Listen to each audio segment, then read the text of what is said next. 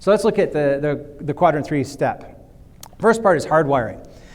Most of us think of hardwiring as DISC assessments. Are you, extrovert, introvert, people-centered, task-centered? We'll look at that second. The first one is abilities hardwiring. This is for you as an individual. You can do this as an organization too. How many people here have taken the Highlands Abilities Battery? Has anybody? All right, it's a 3-hour test, and it's called a battery for a good reason. My mom took it when I was getting certified 15 years ago, and she called me up and said, Mark, I felt more mentally alert after 36 hours of labor with you and nothing to show for it. I'm a C-section baby. Than I did after this 3-hour test. What this does, most of the other tests are based on what your perceptions are. Would you rather go to a movie or would you rather stay home and read a book? This test is a bunch of corporate tests that force you to do seemingly stupid things under time pressure. So you have a picture. It's sort of like the highlights. Some of it's like the highlights books you used to get in the dentist's office, or some of us used to get. There's a picture of stuff, and then they remove that picture and they put another picture with some of the stuff removed. And you have to see which parts of the ones removed. They'll give you a jumble of letters and line it up with a word, and then they'll shift it around and you have to connect the dots. They'll give you dots on a folded piece of paper, and then they'll give you dots in the paper open, and you have to know which of the dots, which diagram shows where the dots really would be if the dots were like this when it was folded, if there were a hole stuck in there. Really stupid things. One of the tests is, one of the reasons tests like this were done is hotels, like what we're in. They needed housekeepers that could walk across the threshold and immediately see, oh, that lamp, that's 2 inches too far to the left. They could have checklists, but they don't have time to go through the checklist. We can do all of these tasks. We can do just about anything that comes at us if we are given enough time and enough education. But there are certain things that come really wired to us. So the Highlands Ability Battery helps show that.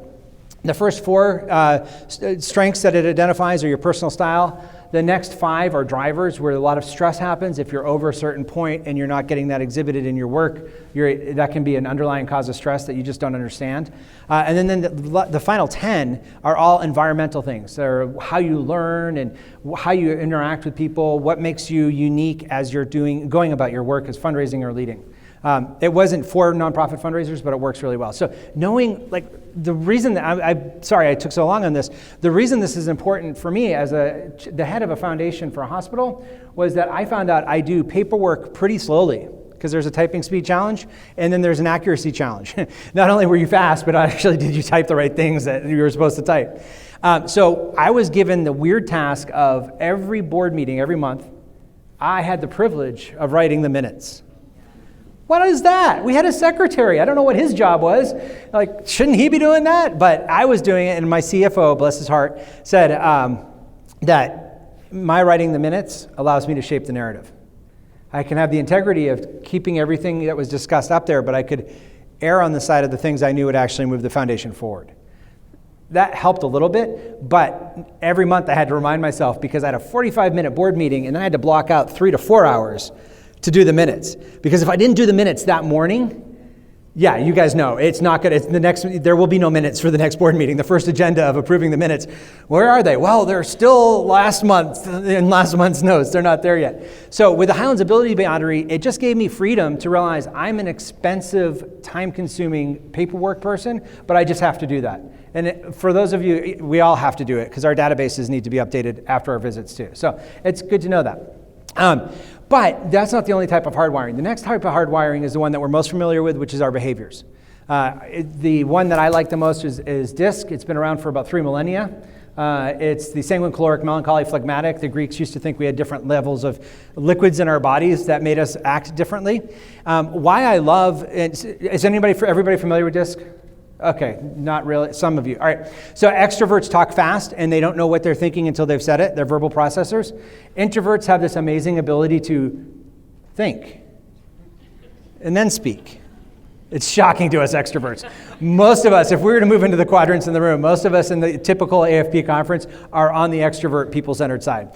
People-centered people care about people. They want to know, how are you doing? How are the kids? They remember relationships. Task-centered people want the job to get done. And sometimes there are task-centered people that are fundraisers. You can be a good fundraiser in any part of the spectrum, but it's more important with your donors and maybe your executive director or your board. working with a CEO of a large PBS NPR nonprofit, and it turns out one of his board members is very task-centered in a way that he's not. He has the most stress because it's the quadrant opposite him. And so we have to go through on our coaching calls about, okay, so how are you going to address your board chair's concerns? Because he's full of concerns. And they're not necessarily bad, but they are killjoys to this extroverted, people-centered person. So knowing your behaviors is important because you can see how you show up in the world to other people. And you can also see, you can respond likewise to them. If you're at a donor meeting and somebody's talking slowly and asking about how the kids are, or how the family is, or how the people in your organization are, you might know that they're more reserved, people-centered. And so you might take a step back if you're a fast talker and just tone it down a bit to try to speak the dialect of the donor. If you're more naturally reserved, you know that it's going to take more effort to get out to meet donors, but you have to do that. We have to see donors in their natural habitat. That's where the magic happens. So you know that you're going to have to build some foundations around that. Islamic Relief USA's founder, I did this with their team in LA, and he was the only one on the introvert side of the staff. And the extroverts tried to keep pulling him over because they thought that it was bad that he was an introvert, which it's not. Introverts can be very social, and he was at every event. He just needed 3 days in between. Where the extroverts wanted, wow, it was a great event, let's do it again. Woohoo, let's have another fundraising event the next day. He needed 3 days in his apartment by himself with no interruptions to try to recharge. So you can know that with your behaviors as you know your behavior hardwiring. And then the third one is the motivations. Has anybody here taken the Enneagram or worked with the Enneagram at all? A few of you. 30 years I've been using this thing called the Enneagram, and it's only in the last year and a half that I brought it into my practice with leaders. What is fascinating about the Enneagram, we don't know exactly where it comes from. I heard it was from a Sufi wisdom tradition. If you look at Homer's Odyssey, the 9 places he stopped on his journey really resemble the 9 types of human beings that the Enneagram brings out. If you look at Dante's Inferno, the 9 levels of hell closely resemble the 9 types in the Enneagram.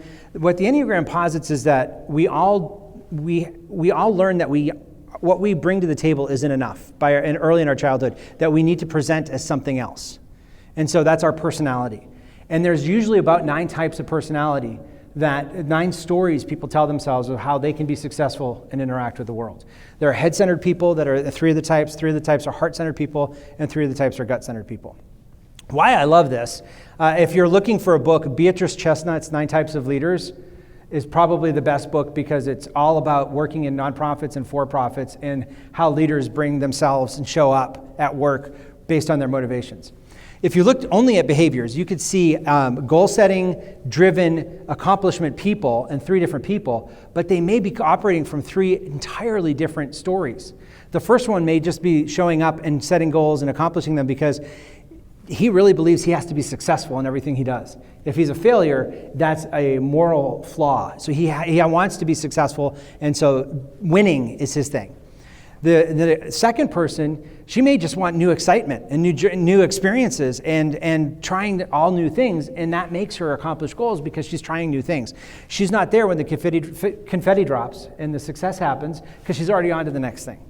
And the third person, she might be getting these goals done because her story is, I have to protect the people around me, my staff, my family, the people we serve. I have to protect them from bullying. And so that type of person shows up and tries to put parameters around people so that her stuff isn't harmed.